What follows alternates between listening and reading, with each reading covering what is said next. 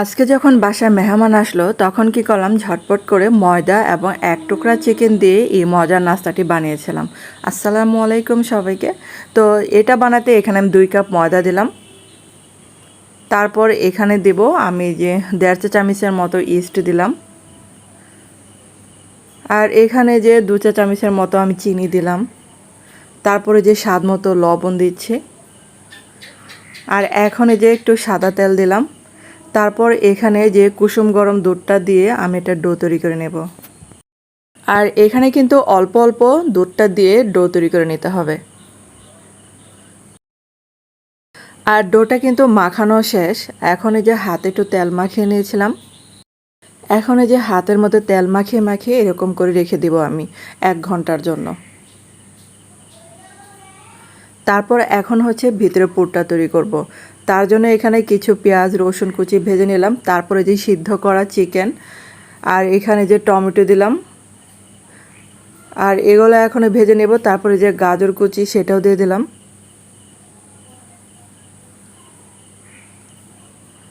আর এটা এখন এই যে ভাজতে ভাজতে তারপর অল্প পরিমাণে পানি দিয়ে দিব। আর এখন এই যে গোলমরিচের গুঁড়া দিলাম। আর এখানে কিন্তু একটু লাল মরিচের গুঁড়া আমি দিয়েছিলাম। তারপর এখানে দিলাম টমেটো সস। আর এখানে আমি বড় 1 চা চামচের মতো ময়দা দিলাম। আর এখানে একটু লবণও দিতে হবে পুরের জন্য। তারপর 1 ঘন্টার পর এখন দেখেন এটা ফুলে ডাবল হয়ে গেছে। তো এটা আবার একটু মথে নেব যাতে এটার বাতাসটা বের হয়ে যায়। তারপর এটা কিন্তু 2টা ভাগে ভাগ করে নিচ্ছে। এখন হচ্ছে একটা ভাগ দিয়ে এখন একটা মোটা রুটি তৈরি করে নেব। আর আপনাদের কাছে ছোট্ট একটা রিকোয়েস্ট, যারা আজকে আমার প্রথম ভিডিও দেখছেন কিন্তু চ্যানেলটাকে সাবস্ক্রাইব করেননি, তাদের কাছে অনুরোধ রইল প্লিজ চ্যানেলটাকে সাবস্ক্রাইব করে আমার পাশে থাকতে পারেন। আর এখন একটা রুটি আমি একটা প্লেটের মধ্যে দিয়ে নিলাম। তারপরে যে পুরটা দিয়ে সম্পূর্ণ পুরটাই আমি দিয়ে দেবো এটার মধ্যে। তারপর এটার উপরে আমি চিজ গ্রেট করে দিলাম। আর ঘরে যদি চিজ না থাকে তাহলে এটা কিন্তু স্কিপ করে নিতে পারেন। আর এখন এই যে চিজটা একটু ভালো করে ছড়িয়ে দিলাম। তারপরে যে এটার উপরে আমি টমেটো কেচাপ দিয়ে দিলাম। তারপর এটার উপরে আমি একটু অরিগানো দিলাম। এখন এই যে আরেকটা রুটি বানিয়ে রেখেছিলাম সেটা দিয়ে দিলাম এটার উপরে। আর সাইডে একটু হাত দিয়ে চেপে চেপে দিতে হবে। বাসায় যখন মেহমান আসে কি বানাবো না বানাবো তো অন্যরকম একটা চিন্তা কাজ করে। তো সব সময় তো এই সেম নাস্তা দেওয়া হয়, একটু ভিন্ন রকম করে নাস্তা বানিয়ে দিলাম, দেখে খুশি হয়। আর এই যে সুন দিয়ে আমি একটু ডিজাইন করে নিচ্ছি, এটা একদমই অপশনাল, দিতেও পারেন না দিতেও পারেন। তারপরে যে এরকম করে নাস্তা বানিয়ে দিলে যে কোনো মেহমান আসলে অনেক খুশি হয়। তারপর দেখেন সাইডে একটু সুন্দর ডিজাইন করে নিচ্ছি।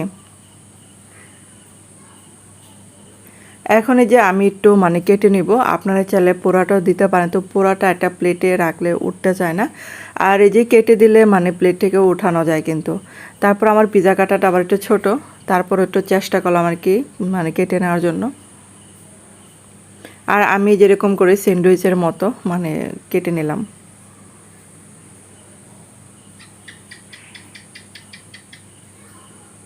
এখন যে আমি কিন্তু প্যানের মধ্যে আগে থেকে তেল দিয়ে নিয়েছিলাম। তারপরে এটার উপর একটা ডিমের কুসুম আমি ব্রাশ করে নিয়েছি দেখার সৌন্দর্যের জন্য। আর এর উপরে কিছুটা তেল ছিটিয়ে নিলাম। এখন চুলার আঁচটাকে একদম লোতে রেখে আমি এটা রান্না করে নেব। তো এগুলা দেখেন কালার চেঞ্জ হয়ে আসছে, এটা কিন্তু হয়েও গেছে। তো চুলা থেকে এখন এগুলো নামিয়ে ফেলছি। তো এই মজার নাস্তাটা কিন্তু হয়ে গেল। তো আপনাদের কাছে কেমন লাগলো অবশ্যই কিন্তু কমেন্ট করে জানাবেন।